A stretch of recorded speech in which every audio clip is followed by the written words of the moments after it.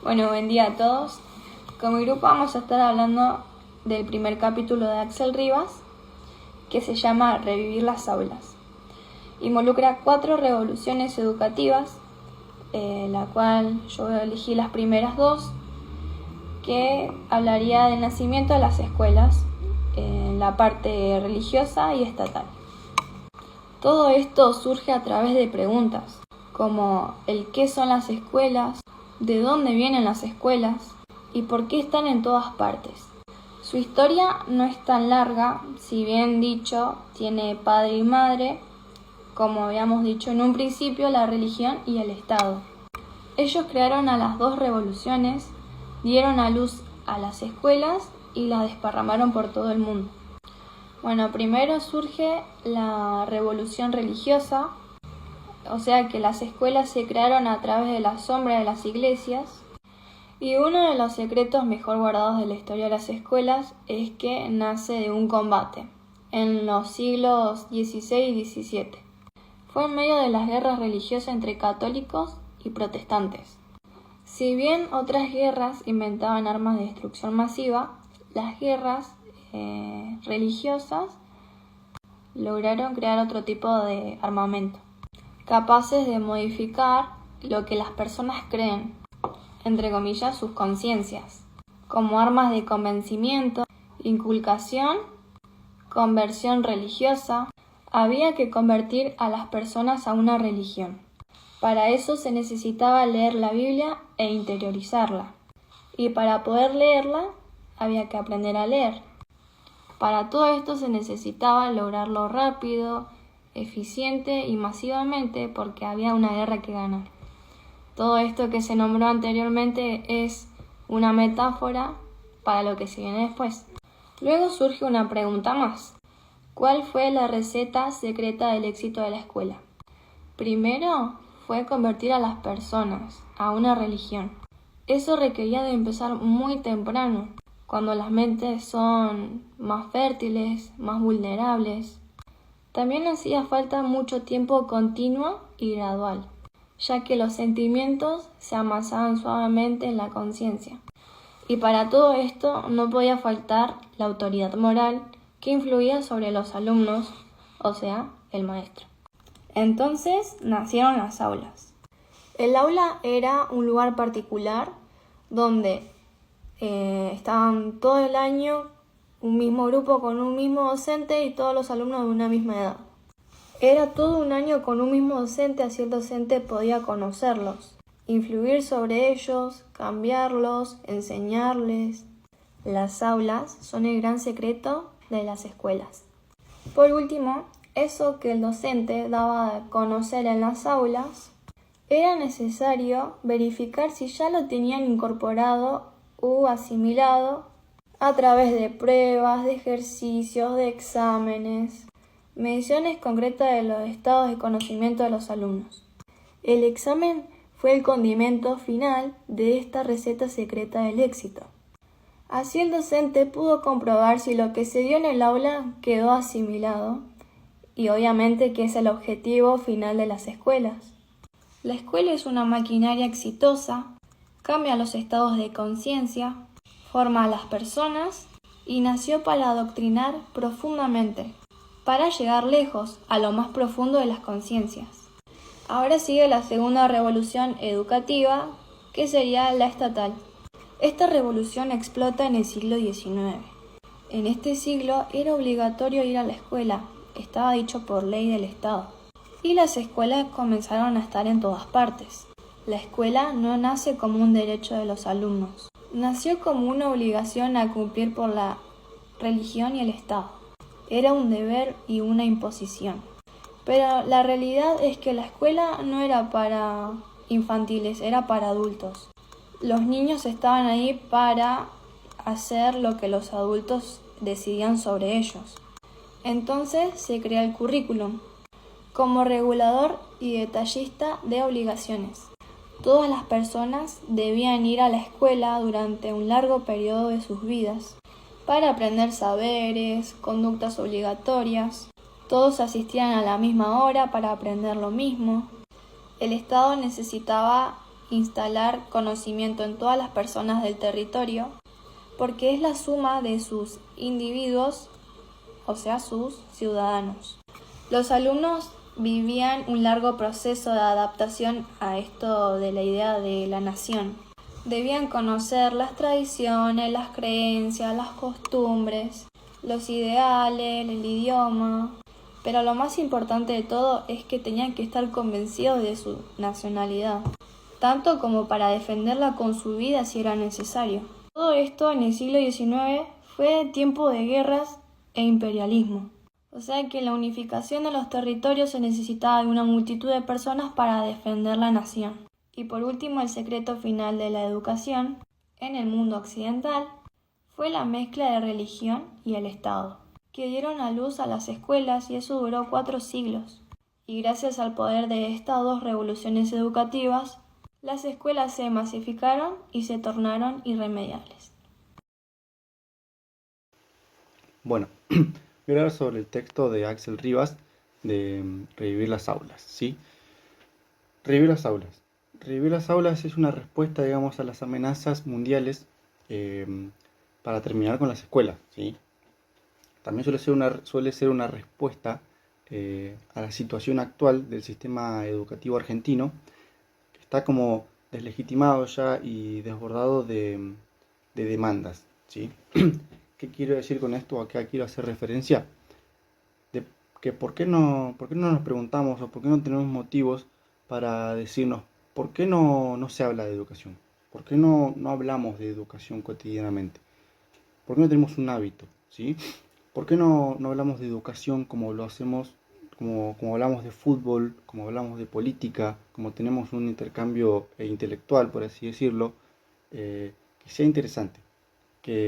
¿Por qué la educación no es un tema central en la cotidianidad de la gente, en la cotidianidad de la sociedad, como lo suelen ser el fútbol y la política justamente? ¿Por qué la educación se ha convertido en algo tan lejano, ¿sí? con poca, con poca predominancia, digamos, incluso en los hogares, incluso también en los medios de comunicación, eh, o también como lo pueden ser en cualquier ámbito, en algún debate político, lo que fuere, ¿no? La Argentina fue cuna de la educación en América Latina, ¿sí? Acá las escuelas llegaron primero que a cualquier otro lado de Latinoamérica, ¿no? Por eso es cuando yo acá me pregunto, ¿qué pasa con la educación, no? ¿Por qué son las escuelas, mejor dicho? ¿Qué son las escuelas? ¿Por por qué están en todas partes, no? Bueno, básicamente lo que pasa con la educación no es una historia muy larga ni algo muy extensible tampoco, ¿sí? Básicamente la religión y el Estado crearon 2 revoluciones que le dieron luz a las escuelas para desparramarlas por todo el mundo, ¿no? Sería el nacimiento de las escuelas por las 2 primeras revoluciones educativas, ¿sí? Así que, teniendo esto, podemos decir que la primera revolución educativa fue religiosa, ¿no? Porque la escuela fue la religión fue uno de los pioneros en la creación de la escuela. Las escuelas tal como las conocemos hoy se crearon a la sombra de las iglesias, ¿sí? Uno de los sucesos ocurridos en los siglos XVI y XVII, en medio de una guerra religiosa, ¿no? entre católicos y protestantes. Luego de la escuela como religión y el estado de los debates en el siglo XVI y en el siglo XVII, aparece la revolución educativa, ¿sí? La tercera revolución educativa. La autoridad se derrumba, ¿no? Con la llegada del siglo XX, llamado el siglo de la gran paradoja, la escuela crecía en cuanto a cantidad de alumnos, ¿sí? Se hacía más grande. Pero esto, ¿qué pasa? Esto llevó a que su poder se haya visto debilitado en la conciencia de los alumnos, ¿no? Lo que la escuela y el Estado habían creado ya era una necesidad social, ¿sí? Todos querían escolarizarse y alfabetizarse. Y entonces acá es cuando llega la tercera revolución educativa, ¿sí? Eh, También acá es cuando la sociedad de posguerra abre las puertas, digamos, en los años 60 aproximadamente, sobre todas las ideas de autoridad, de costumbres, de ley. Todo eso iba a cambiar, ¿sí?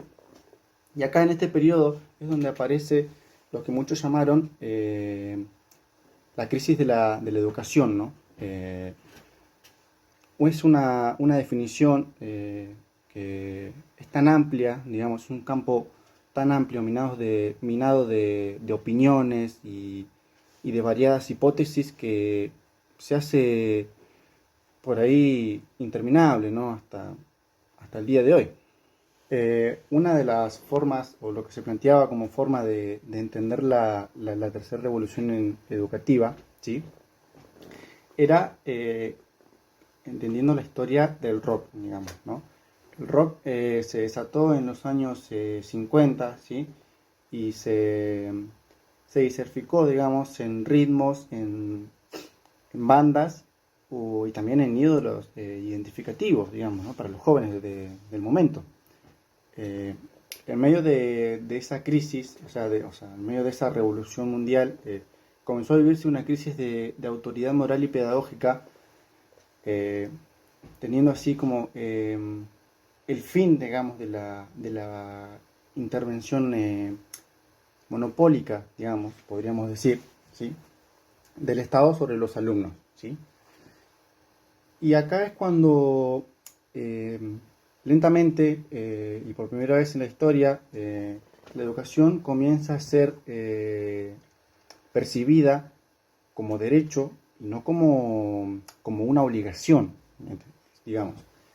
Todo había cambiado, o sea, cuando triunfaba la educación como derecho, también a la vez perdía fuerza en su capacidad de retener las mentes de los alumnos en las aulas. Es decir, la revolución, por ejemplo, la revolución cultural de la televisión en el rock, como nombré anteriormente, y la gran puesta en discusión, por así decirlo, de todas las formas de autoridades tradicionales y todo aquello que se vio plasmado en las aulas.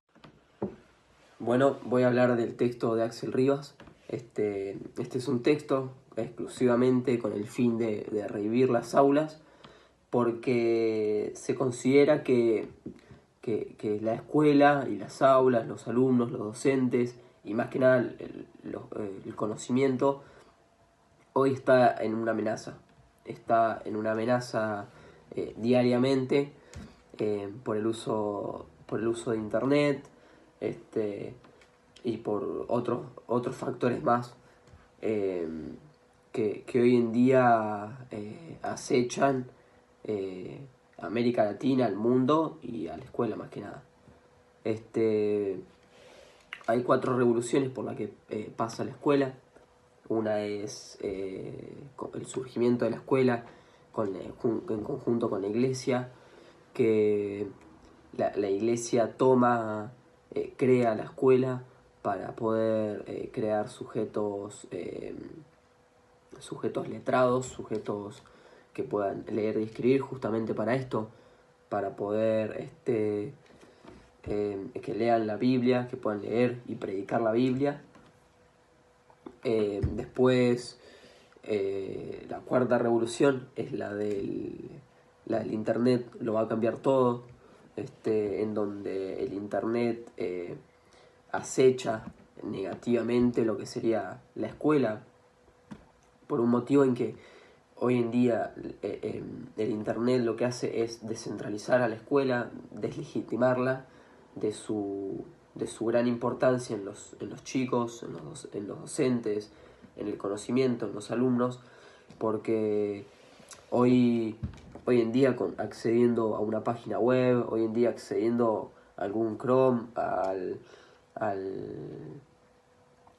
internet, al navegador, ya puedes acceder a un conocimiento que el docente ya tenía previamente. Entonces ese conocimiento que tiene el alumno ya puede cuestionar, ya tiene de dónde cuestionar al docente. Entonces también el docente, el alumno y la escuela se ven en peligro por estas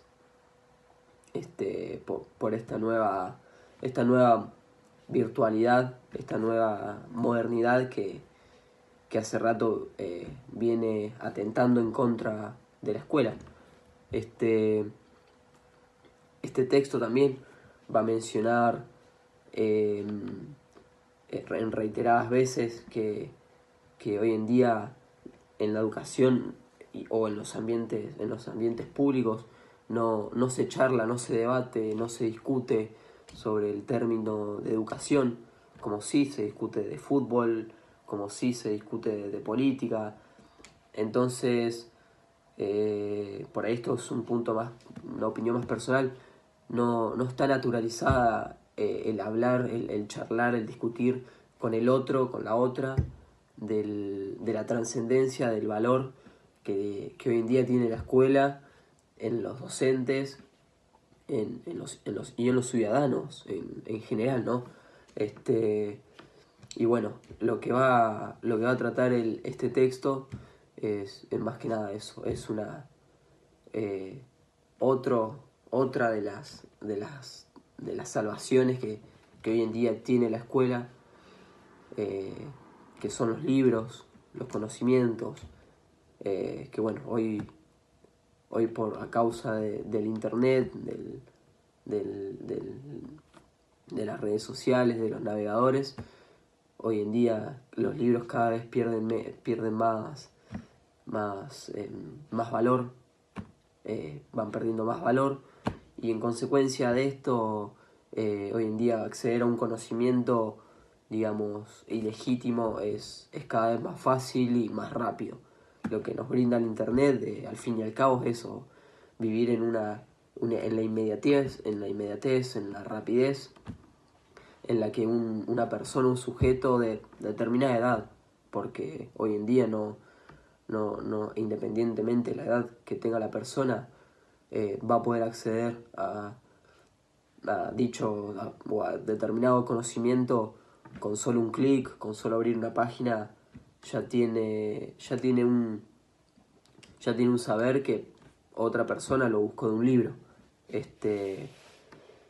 Y bueno, lo que va a tratar de este texto también es tratar de salvar, de revivir las aulas y la educación, la escuela, los docentes, que hoy en día se encuentran en crisis.